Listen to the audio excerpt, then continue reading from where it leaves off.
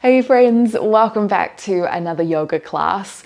This one is going to be pretty gentle and kind. It's quite yin-like, so we've got a couple of different asanas that we're going to hold for a minute or two, very slow and quite mellow. And I wanted to theme this class around giving a reason to hope. I know when we can enter quite a dark place in our mind, or our hearts feel really heavy or we feel lost, it can be really challenging to find hope or a reason to keep going. And I wanted to offer this class as a way for you to maybe give yourself a little bit of love, to guide yourself back home in your internal self. And we've got a story or two from a yoga mythology which I thought would help with this. Let's get started in a balasana, a child's pose. And if you had a pillow or a bolster that you'd like to bring into your practice, then please feel free to do so. So child's pose, you can either have your knees narrow, your toes together, and sink your hips back over your heels. Another alternative is sliding your knees a bit wider. You might extend your arms forward, dropping the forehead down to the ground. You can also have your wrists stacked, your forehead on top of that, or maybe even your hands behind. If it felt good to do so, you can also bring your pillow or your bolster and bring that underneath as well.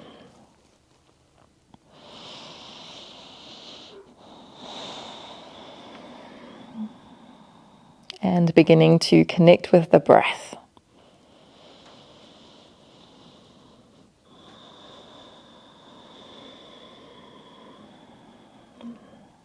Letting this be an anchor for where we are at the moment.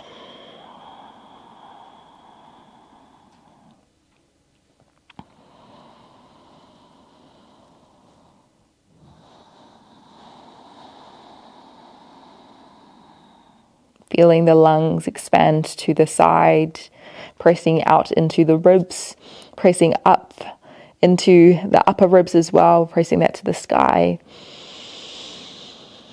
And then as you exhale, can you soften your body a little bit more?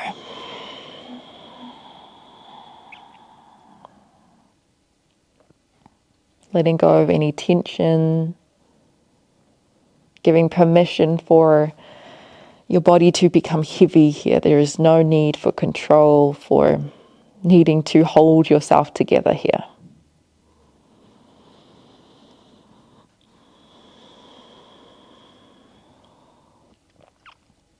And while we hold here for a few more breaths, I wanted to read this passage from this yoga mythology book to talk about balasana. One day, the sage Markandeya had a vision about how the world would come to an end. Just as human beings die, the world also experiences death. This is called pralaya, where all the mountains, forests, lands, and rivers get submerged under the sea, where they dissolve into the waters. This frightening sight, where even the stars and the planets are consumed by the sea, was witnessed by Markandeya. As the vision continued, the sage saw a banyan leaf, cradled by the waves of the waters of doom. On this banyan leaf was a child, a baby sucking its toe. This was Vishnu as an infant, and Vishnu is quite an important god within Hindu mythology. Markandeya was reassured that what he had seen as the terrifying end of the world was just an event in the life cycle of the cosmos. Death would be followed by rebirth, not only for all living creatures, but the world itself. The gurgling, happy child represented how the divine considers even the greatest of catastrophes and calamities as just one event in the infinite flow of events that take place in this universe.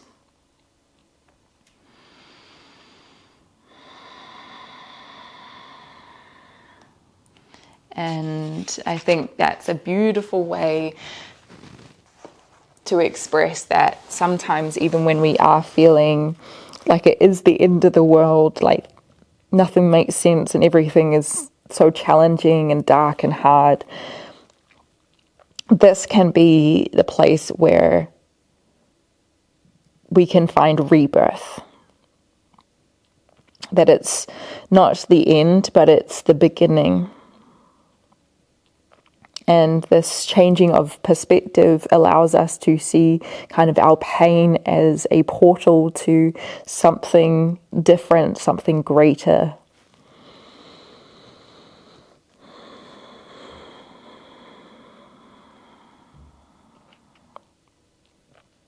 Let's take 3 more breaths here.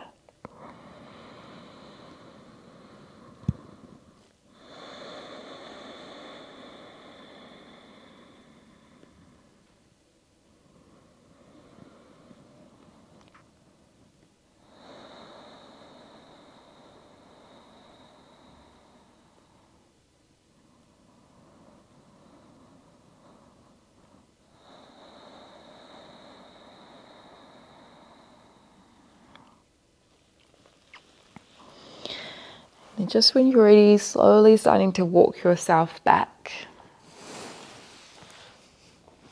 Take a big step forward with both hands. Walk your knees back a little bit more. Take a deep breath in as you ripple forward, lowering your hips down to the ground. And then as you exhale, also bring your elbows underneath your shoulders. Sphinx pose. Now, if you did have a pillow or something, a bolster, you can stack this underneath your ribs as a way to bring a bit more support. Otherwise, just push your elbows down into the ground. Little squeeze of the glutes, breathing in to lengthen the crown of the head to the sky. And then as you exhale, squeezing the shoulder blades back and down.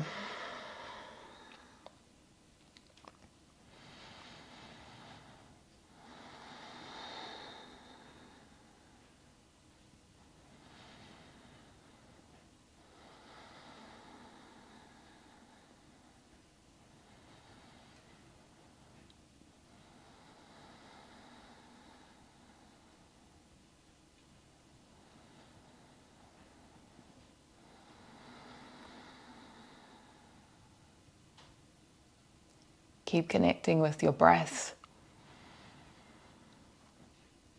Noticing the inhales as they come through the nose. The exhales as they come through the nose.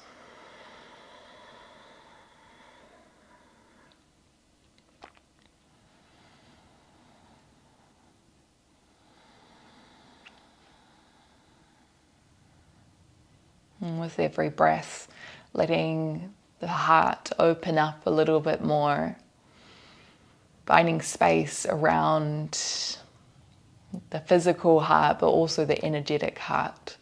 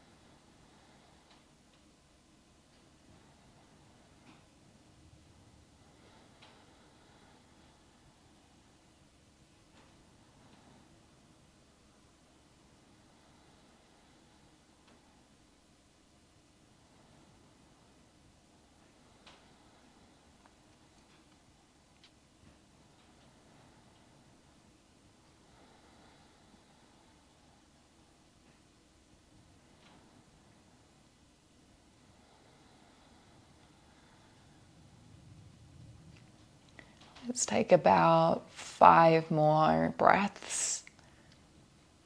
Every breath, can you extend the exhale a little bit longer?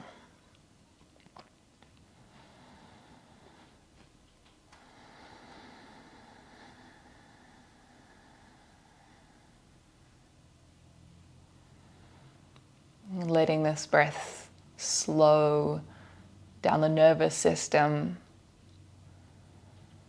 into a state of a bit more rest, our parasympathetic nervous system.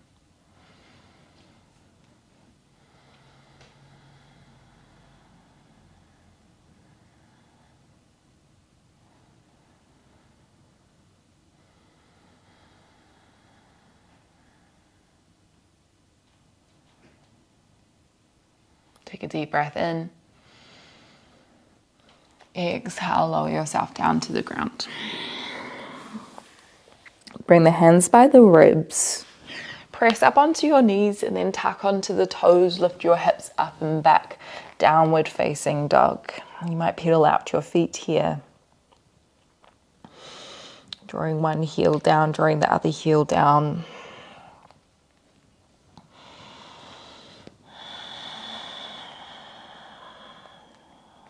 Pushing the hands into the ground, feeling the arms elongate, the shoulders lift away from the ears. And then use your next breath in. Start to walk your feet forward to your hands. Land your feet about hip width distance. And then fold forward into Uttanasana. Now you want to bend your knees here enough so that your belly or your chest can rest a little bit more on your thighs. You might stay with the hands dangling down to the ground, or you can clasp opposite elbows with the hands, finding ragdoll. And if you prefer to find your way straight into stillness, then you can. Otherwise, you can add a little bit of movement up and down the spine, maybe a little bit of a bob.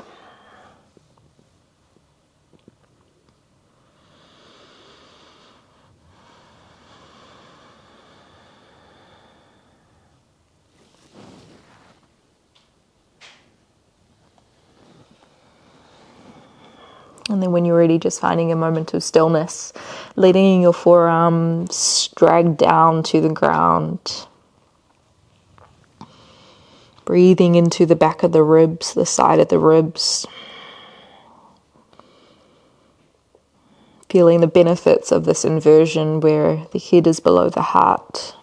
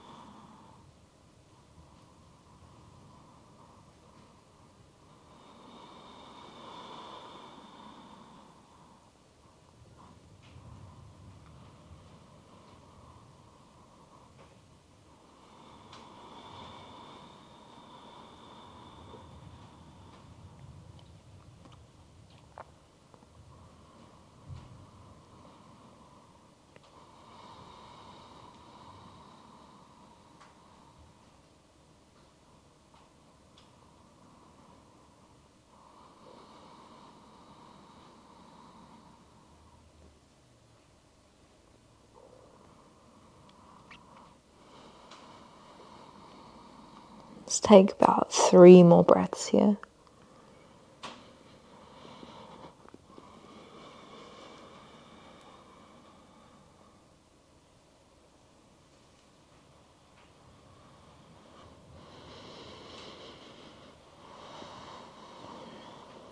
Bring your hands to your shins. Breathe in as you push yourself up halfway. Exhale, hold, squeeze the shoulder blades back and down, feel the collarbones broaden, drawing the heart to the front of your mat. And then folding back down, just walk your feet out a little bit wider. Feel free to bring in your bolster or a pillow, and if you don't have any of those twos, then maybe you can find something else, because what we're going to do, we're going to bend our knees and sit into Malasana, our Garland pose. So you can also make this active if you didn't have anything. So hips are lifted. Otherwise, you can bring the hips down onto something as a way to support your pelvis. Bringing hands to heart. pushing the knees out with the elbows. Taking a deep breath in as you lengthen the spine. As you exhale, draw the heart space forward more, squeeze the shoulder blades back. Softening the muscles in the face.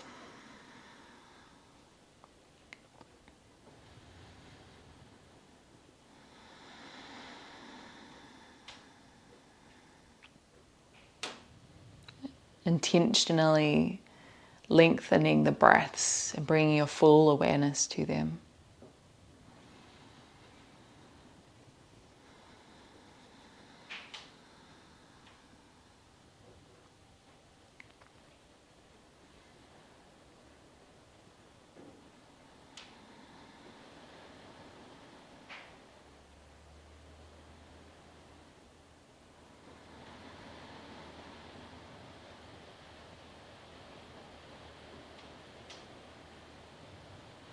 You might even like to feel it into the beat of your heart, letting your thumbs or your hands rest there.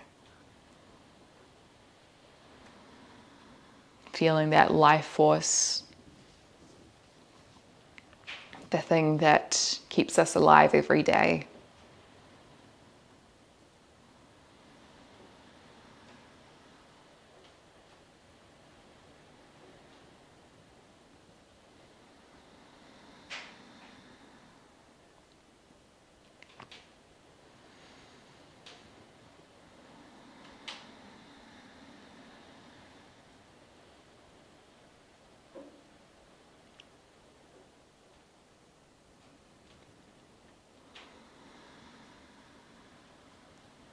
Five more breaths.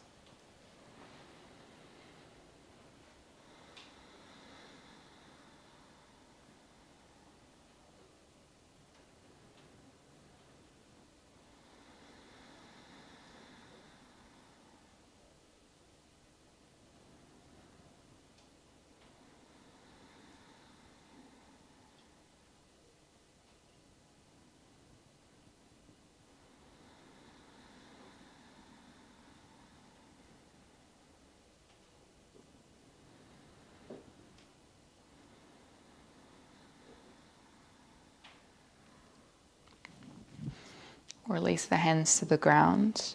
Breathe in, lift your hips back up, walk your feet underneath you. Maybe removing that pillow or bolster to the side. And then as you exhale, forward again.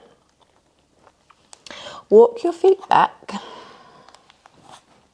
but slide your right knee to your right wrist.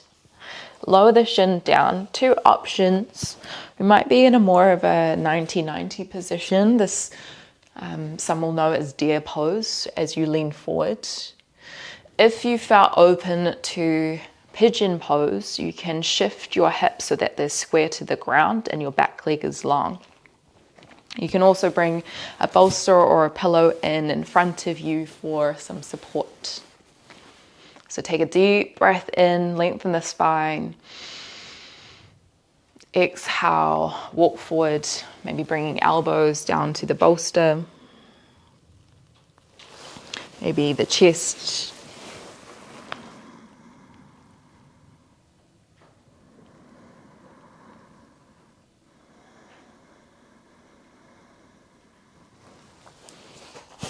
Allowing your body to fully settle here.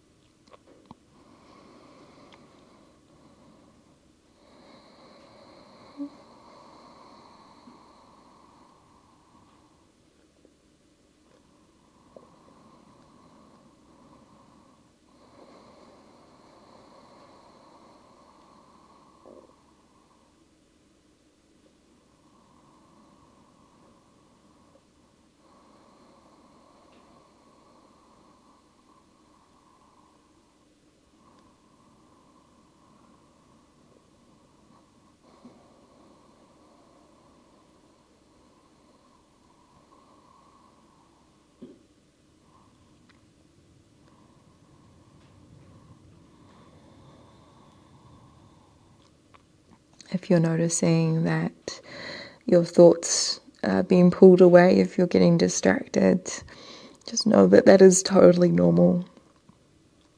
Maybe you can encourage yourself to notice any sounds with your breath. If there is a shift in temperature from when you breathe it in to when you breathe it out.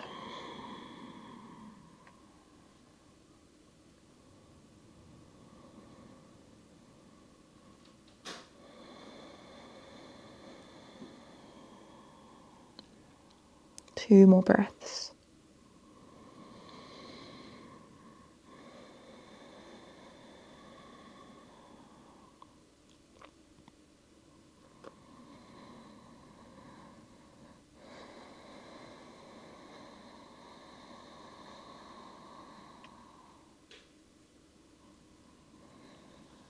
And then walking your hands back up.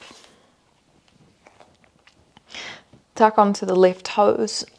Lift your hips up, back to downward facing dog just for a moment. Pedal out your feet here.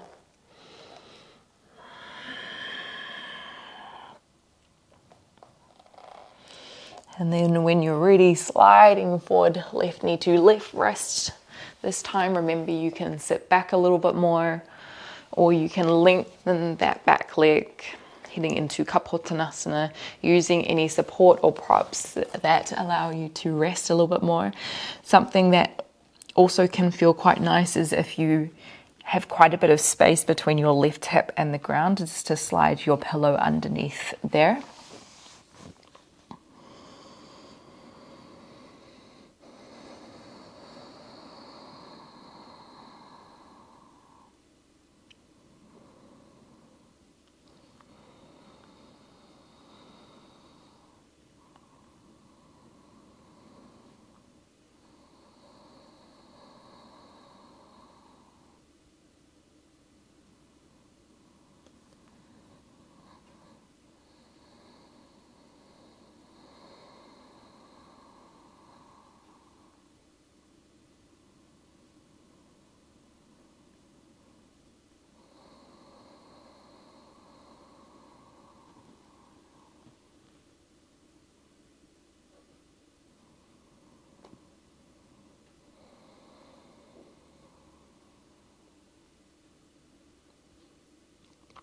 And where can you find a bit more ease? It might be ease of movement, ease of breath, ease of mind.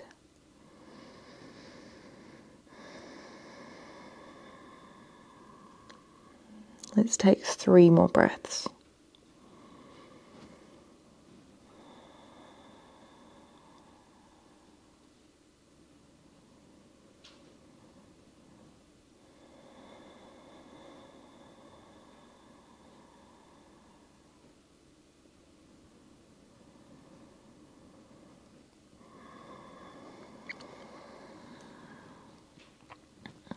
Slowly start to walk yourself back.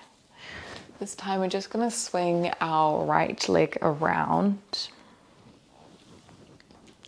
Begin to lower yourself down on your back.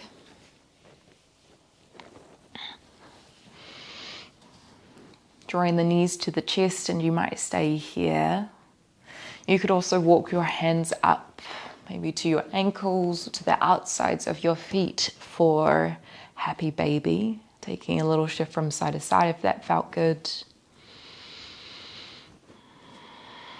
You could always extend the legs out, bobbing your feet up and down.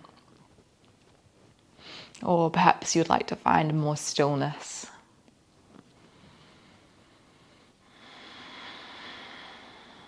Take one more breath. And just planting the feet behind your hips, hands down by your sides. Breathe in as you push your feet into the ground, lifting your hips up. And if you'd like to slide a pillow or your bolster or something else underneath your hips, you're more than welcome to stay here.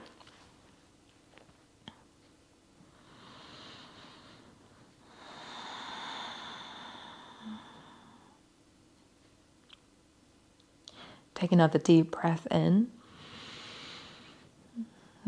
As you're ready for it, exhale, you can lower your hips down. And if there are any other movements that you'd like to take before Shavasana, feel free to do so now. It might feel really nice to take a twist each side. Just taking one leg over the body, connecting the opposite shoulder down into the ground.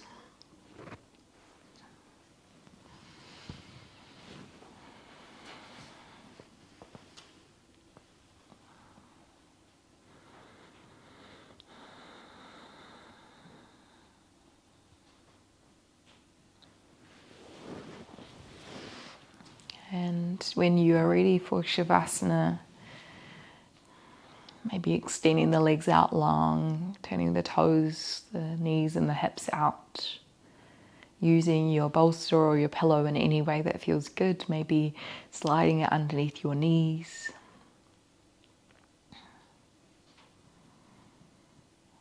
Closing down the eyes.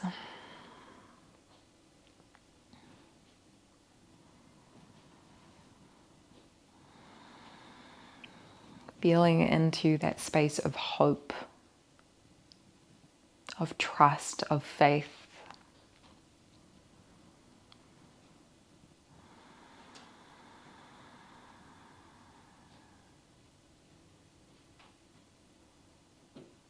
Good things are coming.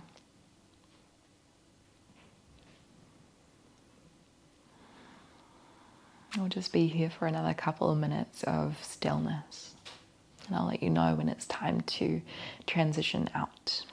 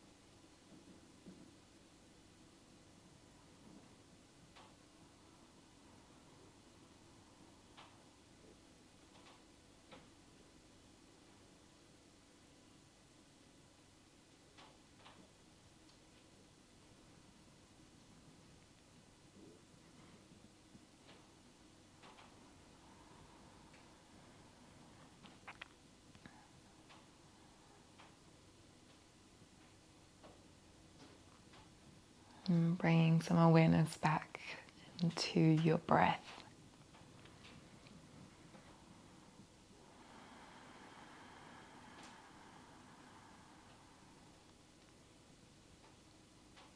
And as smoothly, as kindly, as gently as we can,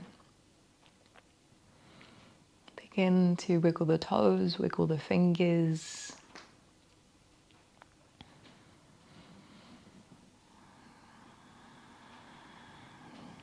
Making some small movements, and eventually we will head up into a seat to close out our practice together.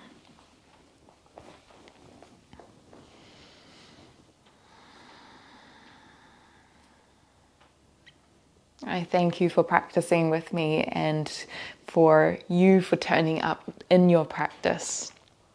It sometimes can be quite challenging when we are in a dark place, but I'm sure your body, your mind, your heart is grateful for you for staying here. From me to you, namaste. Let me know how you found it in the comments down below. If you enjoyed the class, maybe share it with a friend, give it a thumbs up, and feel free to head over to our Patreon account where we have some longer classes, and that can be a really great place where you can support me in this channel. I'll see you again sometime soon.